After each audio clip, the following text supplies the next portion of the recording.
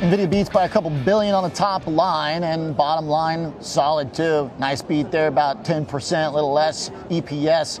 Ben Bajarin joins us, CEO and Principal Analyst at Creative Strategies. Ben, the numbers look pretty good compared to the estimates, at least on the trailing quarter. Outlook seems to be pretty well above most expectations, at very least in line. What do you see here? Yeah, I mean, I think you're continuing to see this demand remain strong for Nvidia. I mean, obviously, Jensen's been out very public about they're continuing to see a lot of strength across the line. We're transitioning now, obviously, to Blackwell, which going into 25 is going to continue to have a lot of strength. I think, you're seeing people nitpick on the guide, which, I've had this sort of long-ranging narrative relative to a lot of these stocks where AI is a part of it, where just expectations are just a little bit kind of higher than reality. But it's hard, right? You're coming off a year where, Nvidia is growing at a rate per last year, like something we've never seen. Future quarters, right? The growth rate quarter over quarter, year over year is not going to be as big. But I don't think anybody doubts that they're still on for many, many still quarters of growth. It's really going to be, a challenge versus expectations, not demand, because I think demand's going to remain continually strong for the foreseeable future for the whole host of NVIDIA's products. They talked about demand outstripping supply. How much is that a good problem? Is that always a good problem to have? Walk me through how you see their desire to kind of meet those demands, whether or not they want to keep any in the pipeline, and what the timeline looks like there. Yeah, so I would say there's an interesting point here around their ability to manufacture these chips at scale, given that they're using a bit more of an advanced packaging process from TSMC than they did in prior products. So, you've seen a little bit of the supply chain sort of rumors come back and forth around some challenges that they've had in the design process and also manufacturing. It's really that when you move to a process which is slightly more chiplet based, meaning fusing chips together than before, this is going to create a little bit more of a complex part of manufacturing. And I think that's why you're seeing so many people who are doing supply chain due diligence take a look at where TSMC is with CoWoS, how they're ramping those wafers, because that is directly relative to their ability to scale and help NVIDIA meet that demand.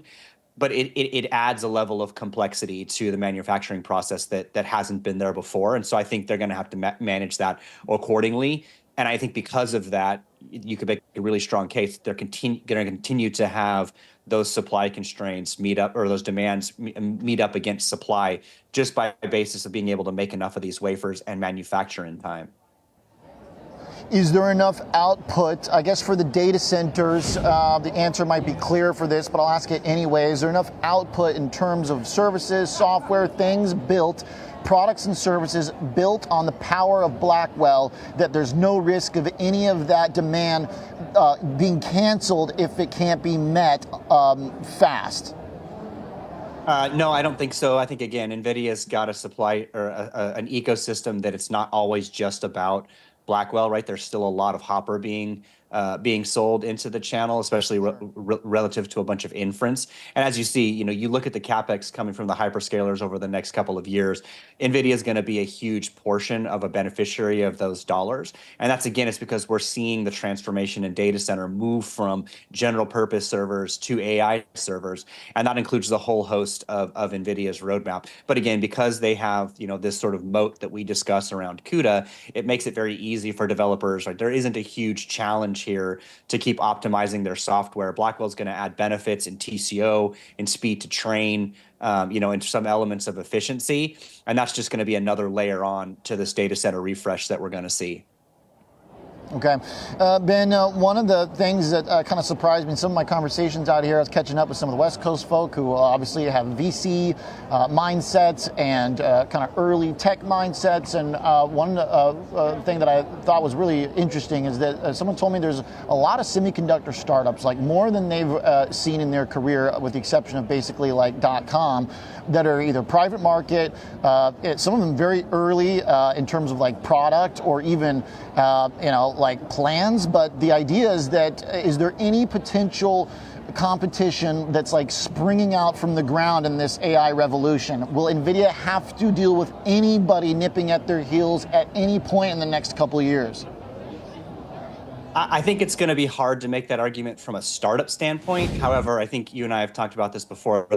Their greatest competition is actually going to come from their customers because Amazon, Google, and Microsoft are actively developing custom ASICs for training and acceleration. So essentially, they are creating products that you could argue will either do compete or will directly compete with NVIDIA over time. Now, they do not reach the same level of efficiency. They don't have the same software ecosystem that NVIDIA has with CUDA. But the reality is their three biggest customers are making custom chips, and a lot of times there's overlap. So I would argue you're going to see their most threatened competition come from the hyperscalers, not from startups. I think the startups have an opportunity more with tier 2, tier 3 hyperscalers in colo and bare metal. But again, a lot of this money is coming from the hyperscalers. And so I would always say that watch what they're doing with their custom chips and whether there's overlap or some level of displacement with NVIDIA over the arc of time. I don't think for next year, but over the longer arc of time, that's a point to watch.